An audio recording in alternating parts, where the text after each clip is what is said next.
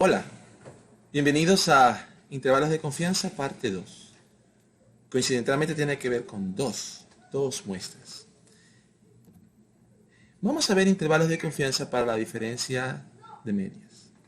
Considere dos muestras independientes. En este caso, vamos a tener una muestra de tamaño n, que va a tener su propia media, su propia varianza. Note que la muestra es normal. Lo que vamos a hacer es para muestras normales. Tengo una segunda muestra de y o y de tamaño m. Ambas son normales, cada una con su propia media, mu x, mu y, pero vamos a suponer que las varianzas son iguales. Es decir, las x son independientes idénticamente distribuidas, las y son independientes idénticamente distribuidas. La distribución de las x no es la misma que la distribución de las y. Ambas son normales, tienen la misma varianza, pero tienen distintas medias. Vamos a suponer que las x son independientes de las y para lo que vamos a hacer. El parámetro de interés, delta, mu y menos mu x.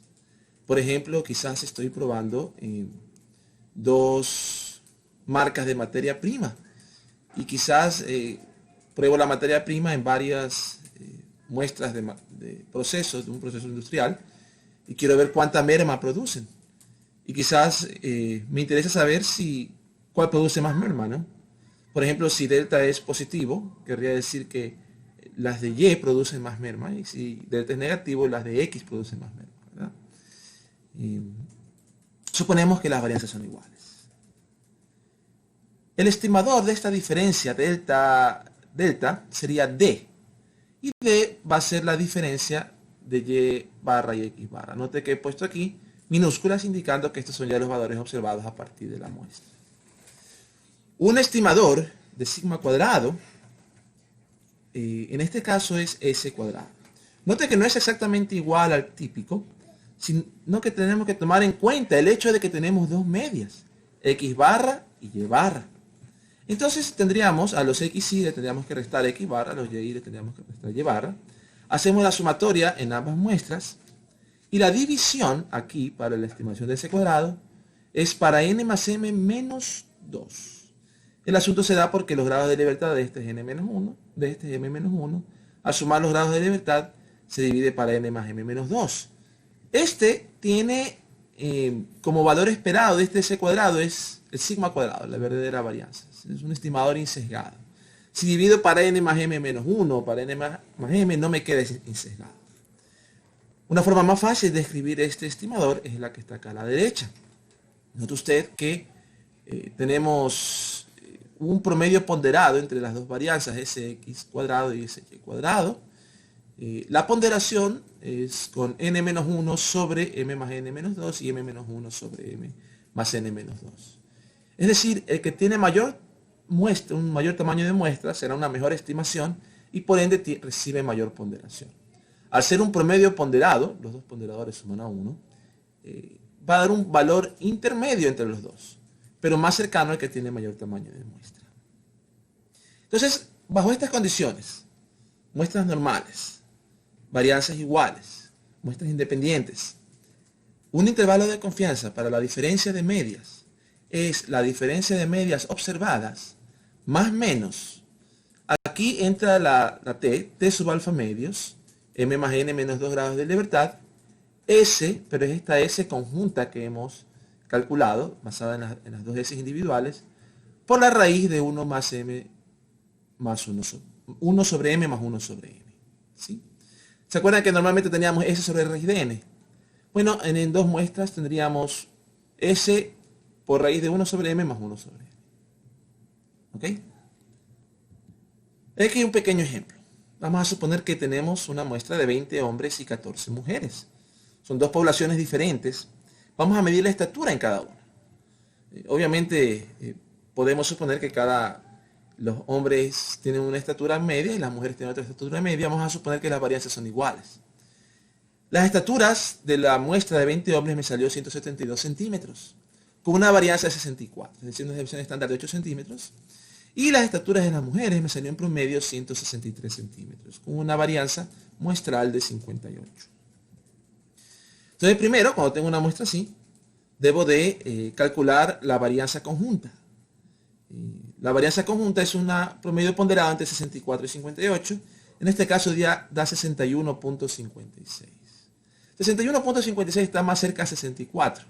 Porque se le puso más peso, mayor ponderación a 64 porque proviene de una muestra más grande. Para el intervalo del 95% de confianza, alfa sería 0.05, alfa medio es 0.025. Los grados de libertad, 20 más 14 menos 2, 32 grados de libertad, es 2.04. Si N y M fueran lo suficientemente grandes, aquí podría ir 1.96, por cierto, porque ya la T se va pareciendo a la normal estándar. Pero en este caso, 2.04. Estimador de la diferencia de medias, D, sería en este caso 163, la media de las mujeres, menos 172, la media de los varones, 9 centímetros de diferencia. Menos 9, porque en este caso estoy restando la media de Y menos la media de X, y la de X es mayor. Entonces tendríamos eso, ¿no? Eso quiere decir las mujeres miden 9 centímetros menos que los varones en esta muestra. Ahora recuerde que si yo tomo otra muestra de 20 hombres y 14 mujeres, quizá me salga otra diferencia. Esta diferencia va a variar de muestra a muestra. Entonces necesitamos un intervalo de confianza para la verdadera diferencia de las poblaciones. En este caso, menos 9 más menos 2.04 por la raíz de 61.56 por raíz de 1 sobre 20 más 1 sobre 14. Este sería el intervalo de confianza para delta, la verdadera diferencia de medias. Menos 9 más menos 5.578. Es decir, esta diferencia está calculada con un error de muestreo, error de estimación de 5.578. Eso es un error con 95% de confianza. Es decir, la verdadera diferencia no necesariamente es 9, menos 9. La verdadera diferencia puede ser tan pequeña como 3.42 negativo y tan grande como 14.58 positivo.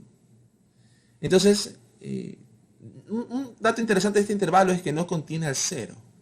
Es decir, parece ser que de esta muestra pudiéramos concluir que las mujeres son más bajas que los hombres o los hombres son más altos que las mujeres. Entonces, el intervalo de confianza menos 14 a menos 3. Definitivamente, ambos son negativos. Si me hubiera dado aquí un número positivo como límite superior, entonces no podríamos concluir que las mujeres eran más bajas que los hombres, ¿no? Porque recuerde que este menos 9 tiene un error de estimación. Con el profesor quizás hagan otros ejemplos sobre esto. O sobre los otros intervalos que en esos ejemplos. Hablemos ahora de los intervalos para la diferencia de medias. Pero en este caso ya no vamos a suponer que los datos son normales. Si las muestras no son normales, ya no puedo aplicar lo que acabo de usar, excepto si M y N son grandes. Si los dos tamaños de muestra se hacen bien grandes, pudiera utilizar el teorema de límite central y aplicarlo para otras distribuciones, en el mismo intervalo. El supuesto de que las varianzas son iguales se conoce como supuesto de homoscedasticidad. Y ese es un supuesto que hay que verificarlo a veces. Con lo contrario, cuando las varianzas son diferentes, se llama supuesto de o condición de heterocedasticidad. Sí, son palabras medio largas, ¿no? Pero nosotros estamos suponiendo aquí homoscedasticidad. Ese supuesto es muy razonable para muchos casos. Si no es razonable, pudiéramos utilizar algo que se conoce como la aproximación de Welch y Satterwhite.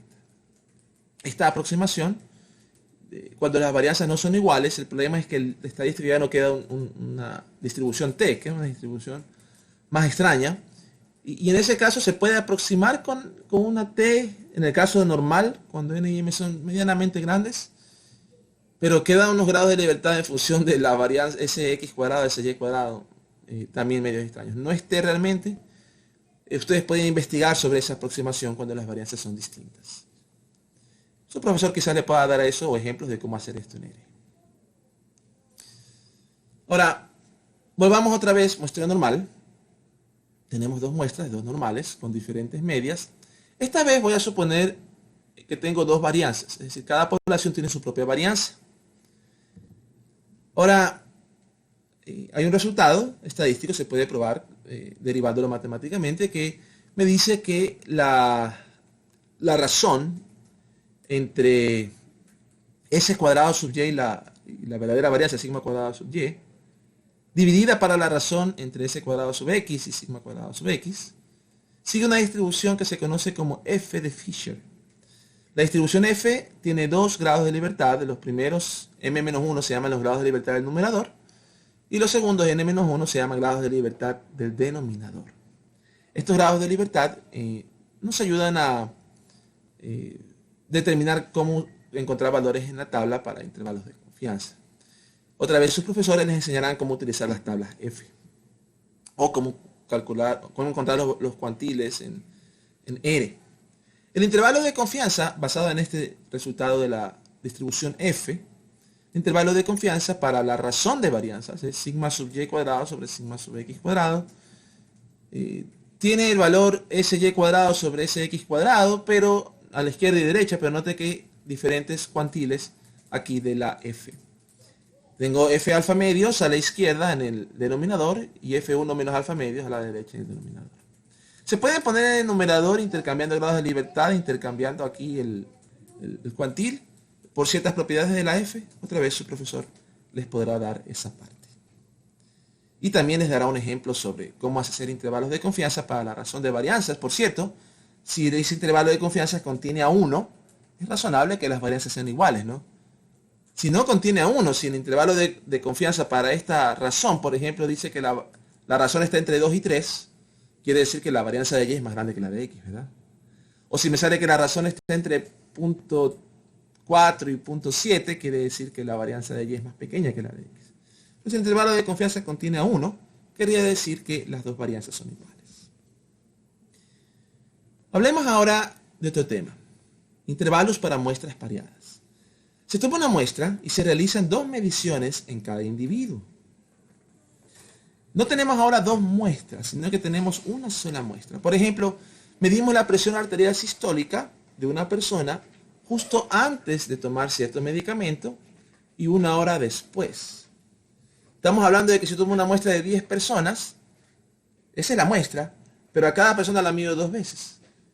Una vez y la otra una hora después.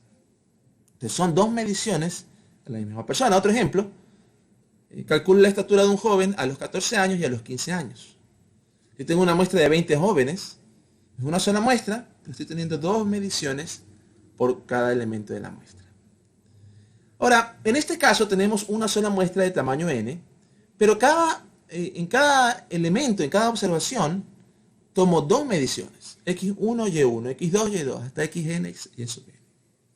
Vamos a suponer que estas son independientes e idénticamente distribuidas. La independencia se da porque las observaciones que hago en una persona son independientes de las que hago en la otra. Idénticamente distribuidas, vamos a suponer que tienen la misma distribución. ¿Cuál es la distribución? Bueno, ahora son dos mediciones por persona.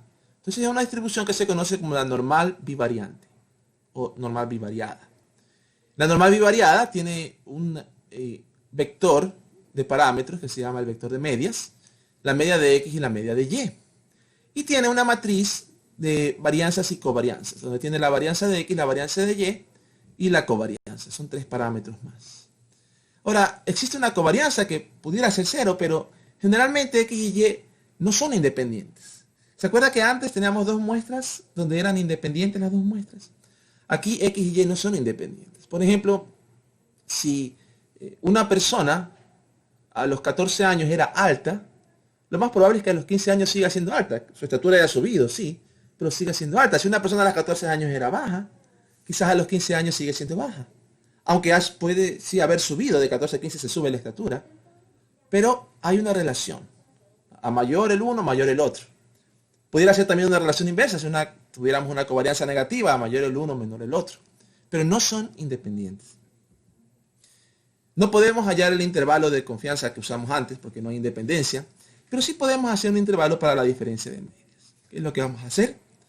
Para cada observación vamos a calcular la diferencia de las dos observaciones. Y sub i menos x sub i. Quiero un intervalo para mu y menos mu x. Entonces vamos a calcular esta diferencia. Ahora resulta que esta diferencia constituye una muestra univariante de una sola variable d, una muestra de tamaño n, independientes e idénticamente distribuidas de una normal, con una media delta y varianza sigma cuadrado sub d. La media vamos a suponer que es mu y menos mu x. No, bueno, no vamos a suponer, es esa la media. Y la varianza de estos d's está en función de las varianzas de x, y originales y de la covarianza. Aquí está una expresión para esa varianza. Entonces, como ahora solo tengo una muestra, puedo utilizar intervalos de confianza para una muestra. Los que vimos en la primera parte, en el video de la primera parte. Entonces, ¿qué haríamos? Calculamos de barra, calculamos s cuadrado sub d. Y entonces hacemos el intervalo de confianza para la diferencia de las medias. Delta es de barra más menos t alfa medios, n menos 1 grado de libertad, s sub d sobre raíz de n. Note que este intervalo es el apropiado, el que se debe usar cuando tengo estas muestras pareadas.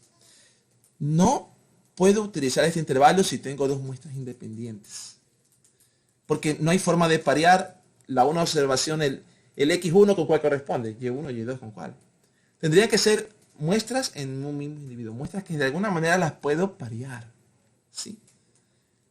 Yo he visto a veces que usan este intervalo cuando los dos tamaños de muestras son iguales, a pesar que son independientes, y eso no sería válido.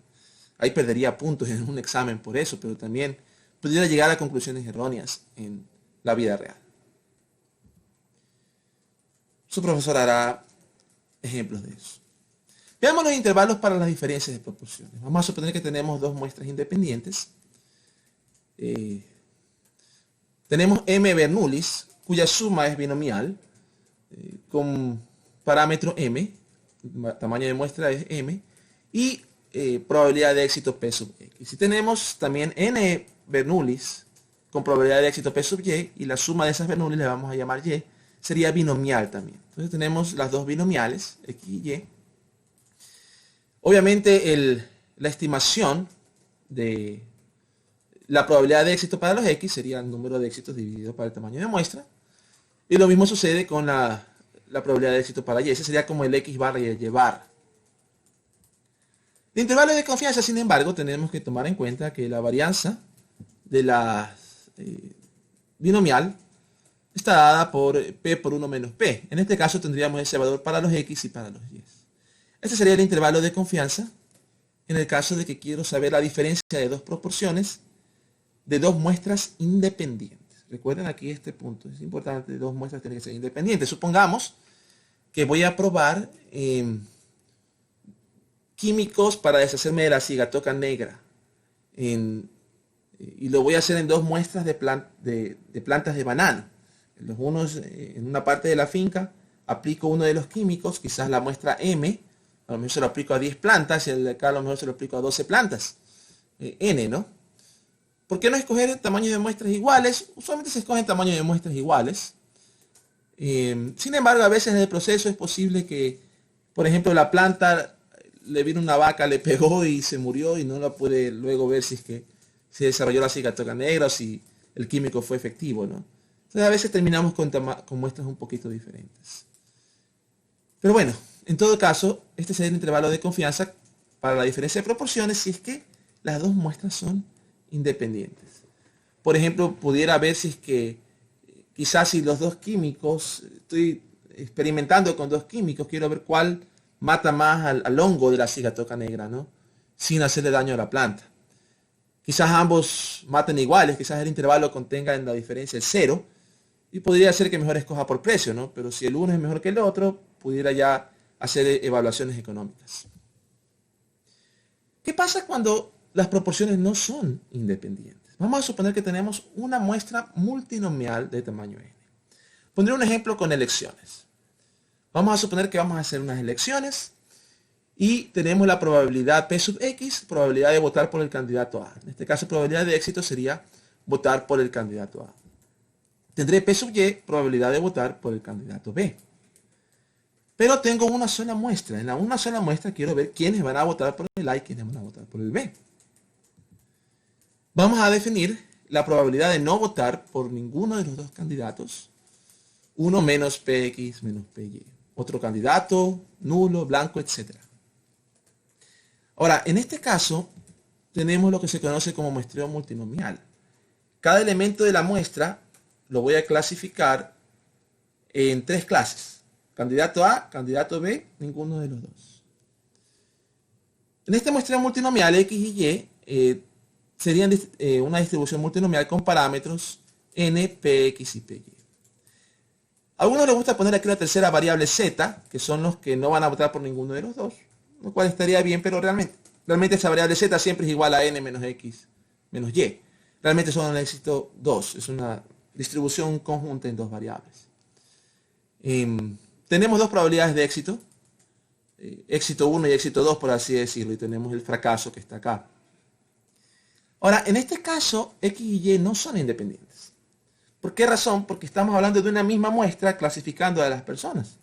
Si comienza a aumentar el número de personas que votan por el candidato A, de ley que va a disminuir el número de personas que votan por el B y viceversa.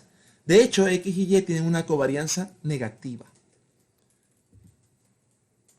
Sí podemos decir aquí que X es binomial, esa es la distribución marginal de X, y que Y es binomial. Ambos con tamaño n, el mismo tamaño, y probabilidades de éxito es Px y Py. El problema es que no son independientes. Tienen covarianza negativa, como dije. Entonces, pudiéramos estimar las probabilidades de éxito para cada una, proporción de personas que van a votar por A, proporción de personas que van a votar por B, como una estimación. Pero si quiero calcular la diferencia, un intervalo de confianza para la diferencia, note el intervalo. Es diferente que el que vimos en la diapositiva anterior. Aquí está igualito, ¿no? La diferencia de las dos proporciones, más o menos z alfa medio, hasta ahí es igualito. Requiere n grande. Pero note aquí, este valor que está aquí, 2px, py sombrero, no estaba antes. Este valor se debe a la covarianza. Es decir, de alguna manera, si la proporción de y estimada de y es más grande, la de x va a ser más pequeña. Y tienen covarianza negativa. Eso hace de que el error sea más grande. Entonces, en el caso de elecciones, no es simplemente la suma de los dos errores, la forma como calculo el error de la diferencia, sino que tendríamos que tomar en cuenta este valor que proviene de la covarianza. Es una diferencia, cuando es diferencia aquí normalmente se resta la covarianza, sino que la covarianza es negativa. Y al ser negativa, menos por menos da más. Entonces, cuando tengan este tipo de muestreo, el error de la diferencia se hace más grande. Por ejemplo, pudiéramos muestrear un grupo de personas y ver quiénes van a desarrollar diabetes tipo 1, quiénes van a desarrollar diabetes tipo 2 y quiénes no desarrollarán diabetes. Otra vez, no va a haber independencia, aunque lo que cada persona desarrolla es independiente de una persona a otra. En conjunto, el número de personas que desarrollan el uno y el número de personas que desarrollan el otro, de una muestra fija, no serán independientes. ¿Ok? Podrán otra vez hacer ejemplos de este tipo de muestreo, quizás con otros ejemplos que no sean de lecciones, con sus profesores respectivos. ¿Ok? Hasta ahí la clase de ahorita. Muchísimas gracias.